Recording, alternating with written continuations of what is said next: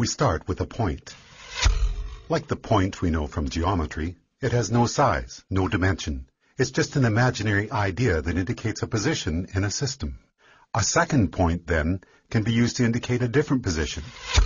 But it, too, is of indeterminate size. To create the first dimension, all we need is a line joining any 2 points. A first-dimensional object has length only, no width or depth.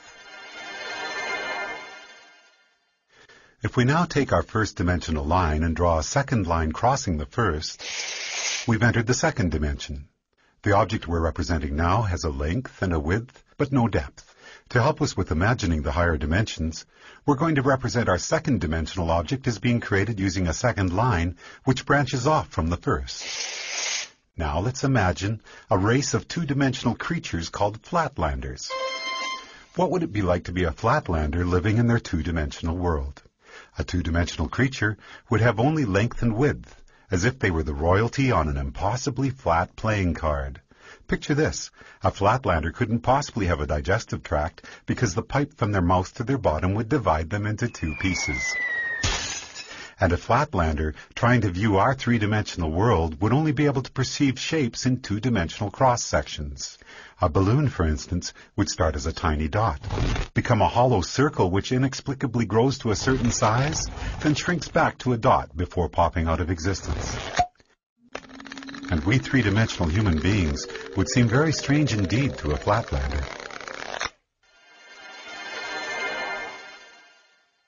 Imagining the third dimension is the easiest for us because every moment of our lives, that's what we're in. A three-dimensional object has length, width, and height. But here's another way to describe the third dimension. If we imagine an ant walking across a newspaper which is lying on a table, we can pretend that the ant is a flatlander walking along on a flat two-dimensional newspaper world. If that paper is now folded in the middle, we create a way for our flatlander ant to magically disappear from one position in his two-dimensional world and be instantly transported to another. We can imagine that we did this by taking a two-dimensional object and folding it through the dimension above, which is our third dimension. Once again, it'll be more convenient for us as we imagine the higher dimensions if we can think of the third dimension in this way. The third dimension is what you fold through to jump from one point to another in the dimension below. Okay, the first 3 dimensions can be described with these words: length, width, and depth. What word can we assign to the 4th dimension? One answer would be duration. If we think of ourselves as we were 1 minute ago, and then imagine ourselves as we are at this moment, the line we could draw from the 1 minute ago version to the right now version would be a line in the 4th dimension. If you were to see your body in the 4th dimension, you'd be like a long undulating snake, with your embryonic self at one end and your deceased self at the other. But because we live from moment to moment in the 3rd dimension, we're like our 2nd dimensional flatlanders. Just like that flatlander who could only see 2-dimensional cross-sections of objects from the dimension above, we, as 3-dimensional creatures, can only see 3-dimensional cross-sections of our 4th dimensional self.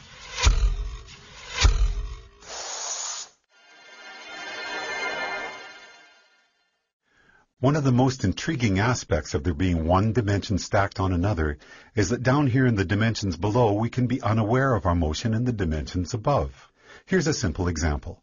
If we make a Mobius strip, take a long strip of paper, add one twist to it and tape the ends together, and draw a line down the length of it, our line will eventually be on both sides of the paper before it meets back with itself. It appears, somewhat amazingly, that the strip has only one side, so it must be a representation of a two-dimensional object. And this means that a two-dimensional flatlander, traveling down the line we just drew, would end up back where they started without ever feeling like they had left the 2nd dimension.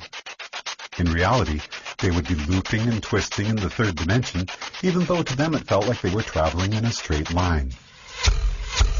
The 4th dimension, time, feels like a straight line to us, moving from the past to the future. But that straight line in the 4th dimension is, like the Mobius strip, actually twisting and turning in the dimension above. So the long undulating snake that is us will feel like it is moving in a straight line in the 4th dimension, but there will actually be, in the 5th dimension, a multitude of paths that we could branch to at any given moment. Those branches will be influenced by our own choice, chance, and the actions of others. Quantum physics tells us that the subatomic particles that make up our world are collapsed from waves of probability simply by the act of observation. In the picture we are drawing for ourselves here, we can now start to see how each of us are collapsing the indeterminate wave of probable futures contained in the fifth dimension into the fourth dimensional line that we are experiencing as time.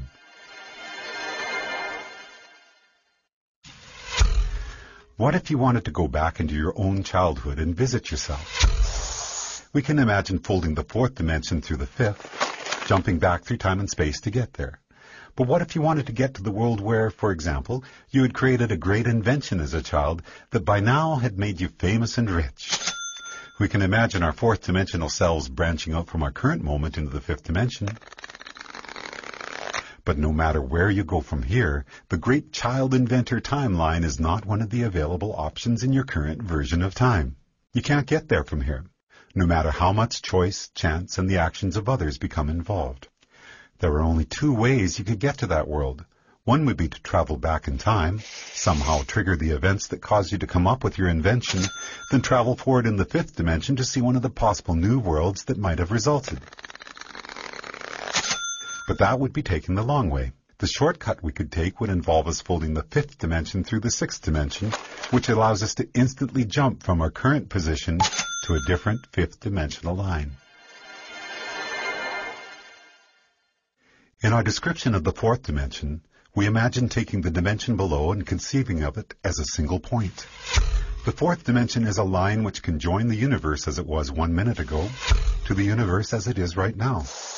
Or, in the biggest picture possible, we could say that the fourth dimension is a line which joins the Big Bang to one of the possible endings of our universe.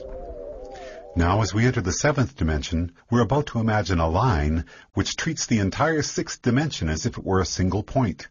To do that, we have to imagine all the possible timelines, which could have started from our Big Bang, joined to all the possible endings for our universe, a concept which we often refer to as infinity, and treat them all as a single point. So for us, a point in the seventh dimension would be infinity. All possible timelines, which could have or will have occurred from our Big Bang.